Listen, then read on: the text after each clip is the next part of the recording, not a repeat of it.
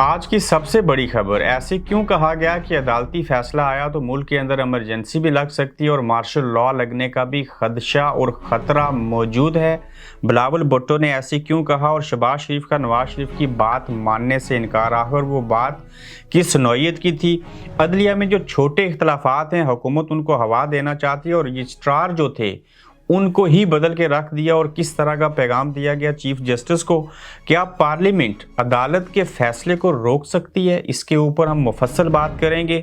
फिर वज़ीर-ए-आज़म का चीफ जस्टिस को जवाब, कहीं तौहीन अदालत के ज़मरे में नहीं आता पार्लियामेंट में खड़े होकर बात करना।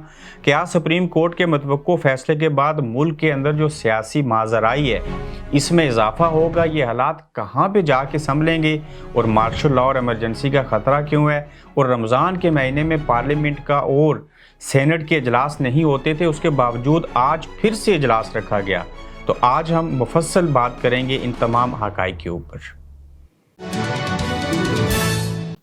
अस्सलाम वालेकुम, आप देख रहे हैं गोरखधंधा अबरार कुरैशी। आपसे महातुब हूँ। पाकिस्तान के अंदर इलेक्शन करवाने के हवाले से आइन के बारे में, अदलिया के बारे में, पार्लियामेंट, हुकूमत, पीडीएम, इनके दरमियान ये जो गोरखधंधा बन गया है सारा, ये सुलझने का नाम नहीं ले रहा। और इसके अंदर Nawaz Sharif, Shahbaz Sharif, Imran Khan, chief justice, army chief, सारे लोग इन्वॉल्व हैं। तो मैं कोशिश करूंगा कि इस एपिसोड के अंदर आपको चीज़ें समझा सकूं। सबसे जो पहला नुक्ता है हमारा कि क्या पाकिस्तान के अंदर जो इस वक्त हालात बने हैं इनकी वजह से मुल्क के अंदर इमरजेंसी लग सकती है, क्या मार्शल लॉ भी लग सकता है। अगर इलेक्शन नहीं करवाने तो जाहिर है फिर यही दोनों ऑप्शन बाकी बचते हैं।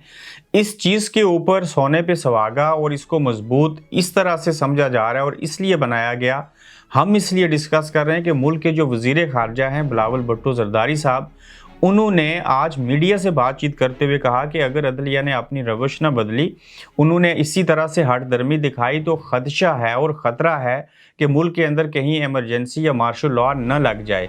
अब जब इस नौयत तक चीज़ें पहुंच चुकी हैं तो इस सारे अमल के अंदर आर्मी चीफ ने इंटरफेरेंस बाज़ाब्ता तौर के ऊपर किया और उन्होंने कहा कि मैं या हम जो हैं वो अदलिया से, चीफ जस्टिस से बात करेंगे और इसका कोई दरमियाना हल निकालेंगे।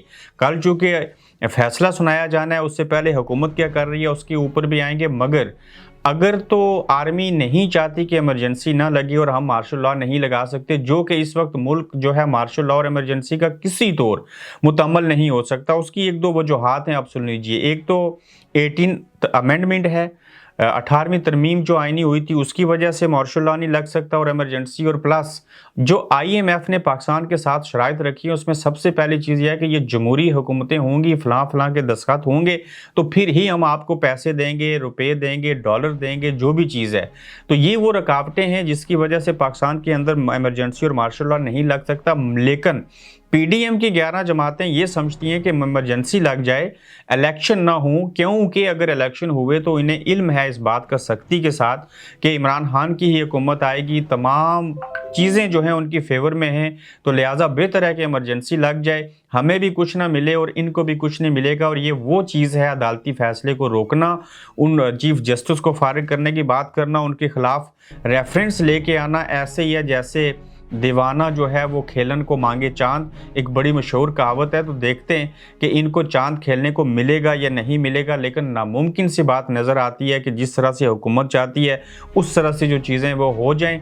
ये चाहते हैं कि इमरजेंसी लग जाए, लेकिन अदालत की तरफ से जो हुक्म आए हम उसके ऊपर कौमी इंतखाबात या सूबाई असम्बलियों के इंतखाबात ना करवाएं। आगे चल के हम आपको ये भी बताएं कि शहबाज शरीफ साहब ने कौन सी बात थी जो इजलास के दौरान, काबीना के इजलास में वाया वीडियो लिंक फ़ोन के ऊपर लंदन से बैठ के नवाज शरीफ साहब मौजूद थे और नवाज शरीफ साहब से इस बात के ऊपर शहबाज शरीफ साहब ने इनकार किया और ये कहते हुए इनकार किया कि पहली तो बात है जो आप कह रहे हैं ऐसा मुमकिन नहीं, दूसरा मैं यहाँ बैठा हूँ, मुझे इदराक है, आप ना सिर्फ मरियम को खामोश करवाएं कि वो चीज़ें इस तरह से ना करे, बल्कि जो आप कह रहे हैं वैसे नहीं हो सकता। और इस ये कह के शहबाज शरीफ साहब ने नवाज शरीफ साहब की बात से इनकार किया।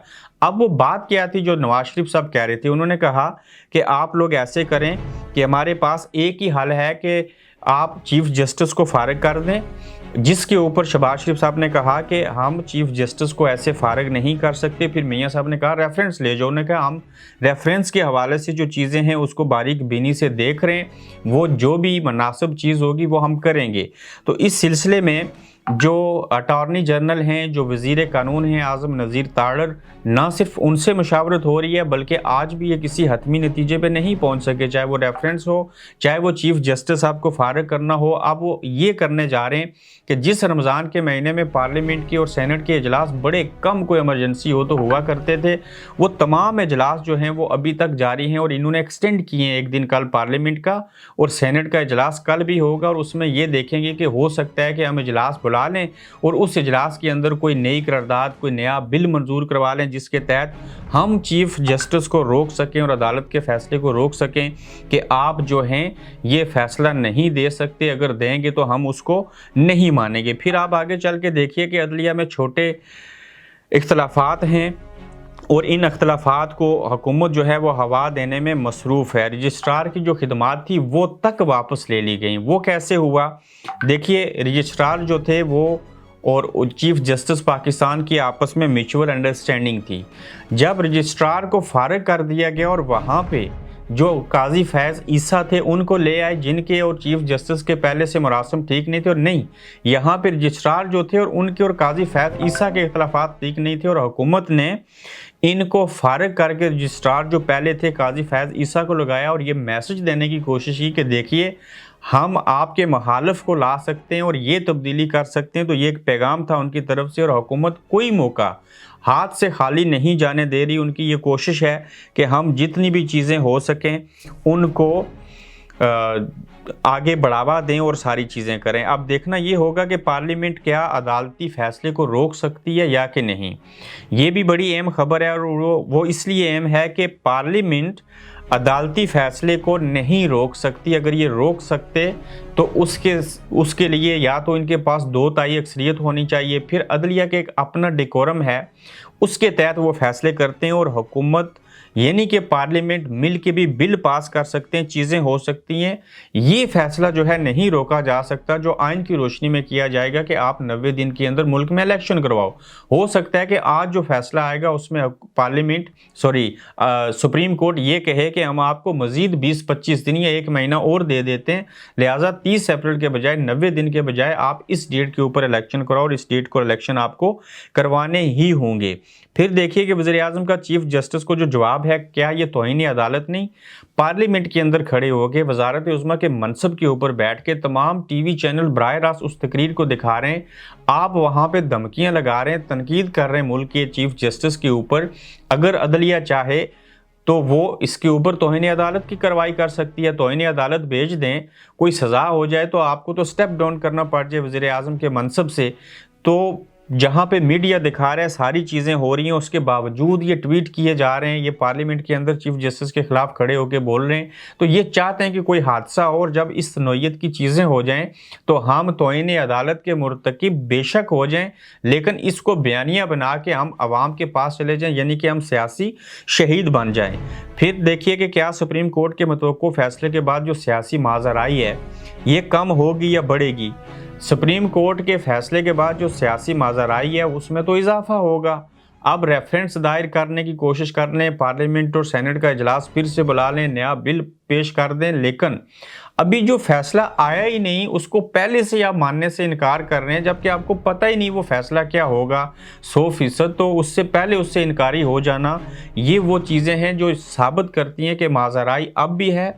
जब फैसला आएगा तो मज़ीद माजराई फैलेगी। और पहले इस्टेब्लिशमेंट्स का रोना रोते थे कि सियासत में मुदाखलत करते हैं, इस बार ये सियासतदान खुद ऐसी चीज़ों को दावत दे रहे हैं, ऐसी बातों को हवा दे रहे हैं कि जिसके नतीजे में ना रहे बांस ना बजेगी बांसुरी, यानी कि हम भी जाएंगे सनम साथ तुमको भी ले डूबेंगे। ये उस चीज़ के ऊपर गमजन हो चुके हैं और माजराई चाहते हैं चूँकि हम सियासी शहीद बन जाएं और जो चीज़ें हैं अपनी मर्ज़ी की अपने हिस्से की उनको करवाएं।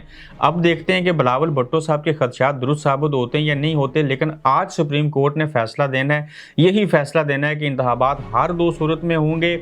उसके लिए उनके वही अल्फाज के नेवी छोड़ के एयरफोर्स को भी बुलाना पड़े तो हमें ये इलेक्शन करवाने हैं। और चीफ जस्टिस जो डटे हैं इस बात के ऊपर, चंद माह उनकी सर्विस को बाकी रहते हैं, तो वो जाते जाते चाहते हैं कि इस तरह का अमल जो है वो करवा के जाएं और आइन के ऊपर अमल करवा के जाएं। तो इस सारे अमल में इमरान खान वेट एंड सी वाली पोजीशन के ऊपर हैं, पॉलिसी के ऊपर हैं।